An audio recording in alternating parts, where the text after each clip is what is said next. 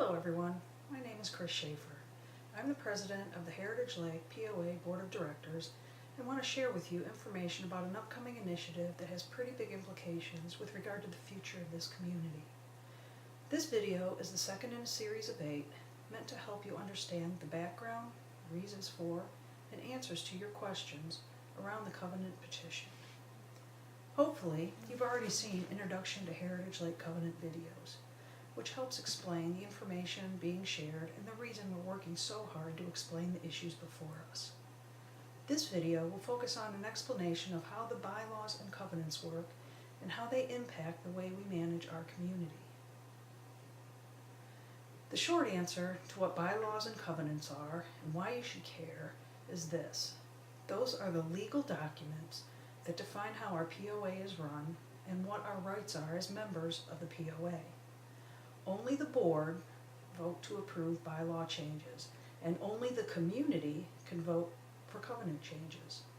You have the power to change the covenants. You always have. You need to know how and why it may be in your best interest to do so.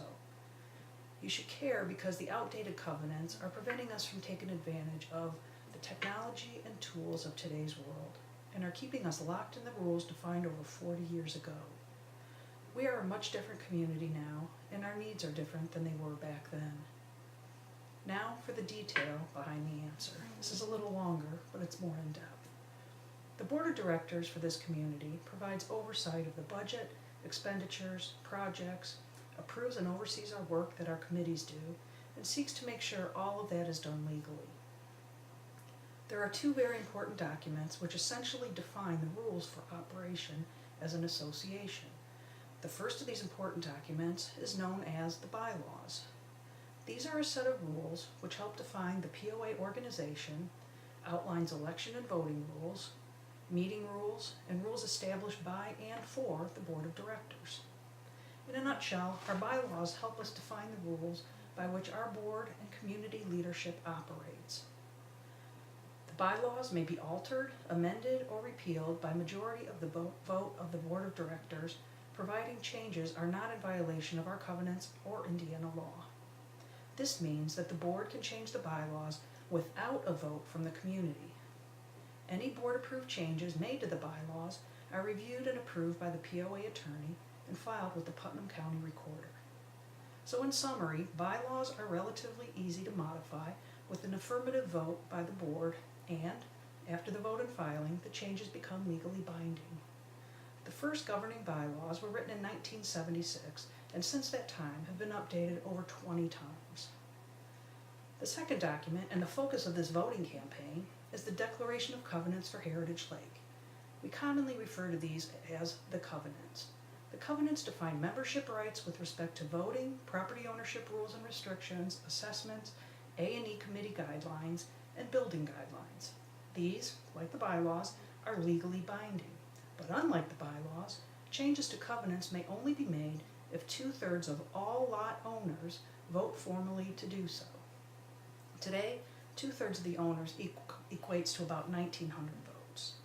Before a covenant change proposal can even be distributed to our community, it must first be approved by our attorney to ensure all wording complies with any legal requirements. The covenants, like the bylaws, were also written in 1970-something, and they've been updated a total of 0 times since their creation. That's not a single change since the time they were written over 40 years ago. 40 years ago, there were no mobile phones, no internet. There were a few years after seatbelts were required nationally, and we all used rotary phones.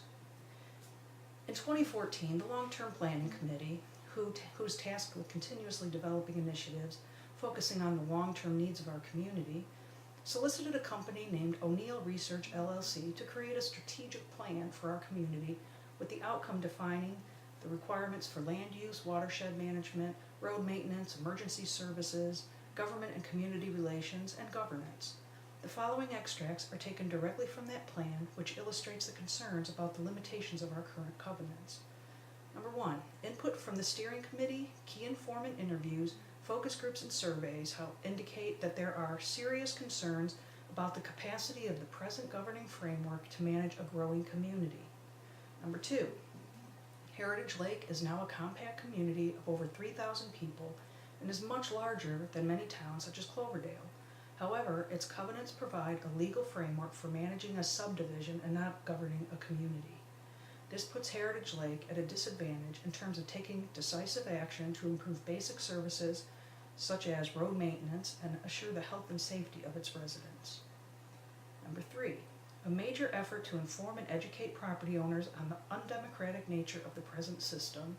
Each subdivision has a vital veto in making amendments, and non-resident property owners have a vote on what services residents will receive.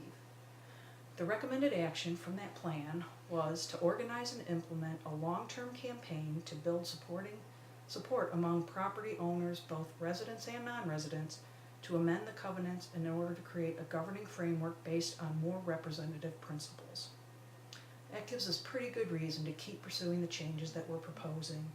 Additionally, last year's effort included 3 different mailings to get all lot owners to vote. We received less than 50% of the ballots back. So even though around 70% of those returned were yes votes to change the covenants, we couldn't do it because we didn't receive the required 2/3 all lot owner ballots to meet the 1900-something threshold.